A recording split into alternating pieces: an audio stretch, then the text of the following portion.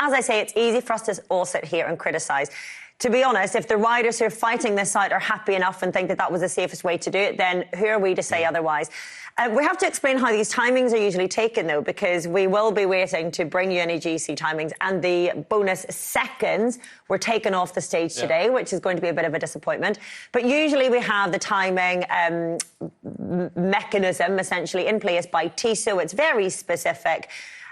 You can't move that at the last minute. No. So it may well have been that lady with a stopwatch. That wasn't a joke. No, not at all. And the way they do it on stages like this is that there has to be a gap of more than 1 second between two consecutive riders for there to be a gap given. On sprint stages, that's 3 seconds to try and make it a little bit more safe. But like you said, normally some very sophisticated equipment is used to calculate those time gaps, which they won't have had at that gate where there was somebody with a stopwatch.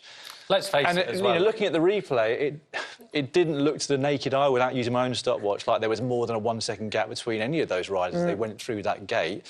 And I think that if a gap is given, the riders behind that would have every right to complain and say, you know, how sure are you that this was over a second? Because I don't believe that it was.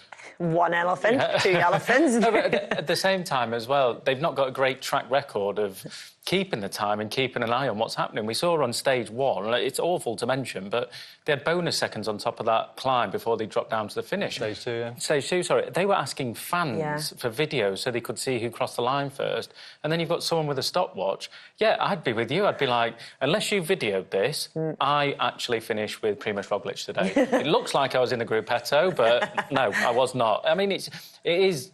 If you're trying to win the Vuelta, and by the looks of things, these bonus seconds are starting to count even more than what we thought they would be at the start of this race. If you're coming into this and you lose, probably at the finish, what would be calculated for a very sophisticated timing system, 1 second, if you probably know, you can be like, well, prove it. Who's counted? Who's done what? Show me the stopwatch about the time second. Show me the replay through the video. And you can argue it, for sure you can. I just think, for the riders, it's a real shame for the riders if they're putting all the heart and soul into this, and you've got, sadly, respectfully for the woman with a stopwatch, just someone with a stopwatch there. At this point, we all sort of forgot what was happening in terms of coming into the finish. People were like, oh, my God, this is an attack before the finish line here, it's going to be brilliant. And then they got across just round the corner from this point, and they all sat up and were like, oh, but there was gaps starting to appear. You can see Remco dropping behind, Mass accelerating up to Primož. It's just at this point here where they all just completely stop. You can see Jonas there, but as Dan said earlier, can you determine a 1 second gap between each of those? And that's not the finish line where they stopped 2K, that's where they just kept going to. It was a little bit before that. As Dan said, 2.05 metres. And the other problem we had is that obviously the graphic, which shows how far to go on the stage, that's for Kemna. So, you know, when we saw that just then, it says 700 metres to go, so we don't know where 2.05 kilometres to go is. So we don't know where they're sprinting to on the graphic there. I think, you know, I always look at it how it's perceived by the general public, and in particular by anyone that's just starting to watch bike racing, because first of all, it'll be completely baffling. It's a complicated sport as it is. To then try and explain through commentary or post-race shows like this what's going on is incredibly difficult. I just don't think it's just farcical, really. We were watching the interview of Roglič, and in the background you saw a lanyard going over the head of Jonas Vingegaard, not with accreditation, with a whistle.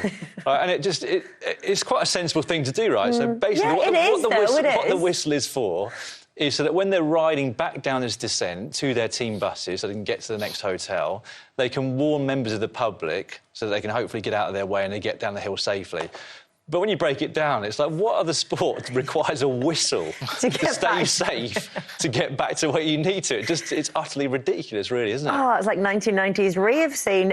What we're learning about the timings now is that Tissot will be in charge of the timings, and how they're going to work out the general classification after all of that is they're going to look at video footage of each of the riders as they cross the line. They will then calculate the timing on the video. Your eyes, Adam, crack me up. And then that will have to go to commissaires so that they can validate the timings. Then we'll get our general classification at the end of stage 9. You'll probably do it in slow-mo. You've got 10 seconds. I mean, it's not ideal, but it's never going to be ideal, let's be perfectly honest. If they're going to move the finish line, it doesn't matter really if it's 100 metres to go or 2 kilometres to go. You've still got a tricky situation because, as I say, you cannot move that sophisticated timing anywhere else in the middle of the stage. And so they have to come up with a solution. That's the best solution they've come up with. What do you make of it? It's not, I mean, it's the best solution they've come up with, so hats off to them for trying to come up with it. But at the same time, it just seems all... It's just very last minute, isn't it? Yeah, it's just very like, oh, we'll double check.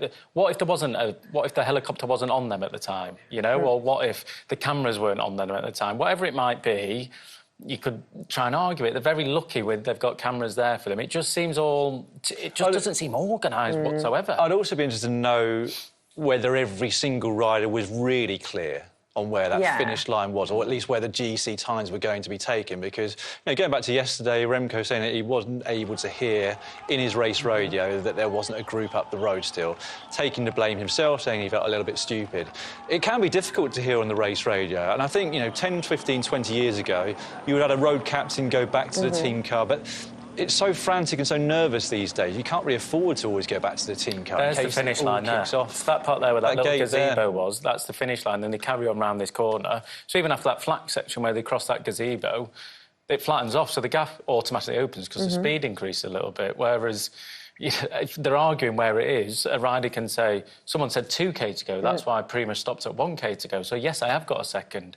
No, because if you bring it back to where we actually said, where no one can visibly see a finish line. They had two little cones by the side of the road. That's the thing, like you said, that the information that we got through initially said 2.6k's to go, then it was 2.5. There it is, there.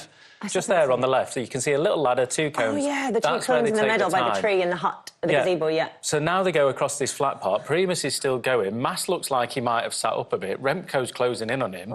And if Primus comes after the stage and says, look, someone said 2k to go, that's why I went to there. And then they're like, well, no. And he was like, well, that should have been cleared up a little. There's all these arguments that can be made. It just...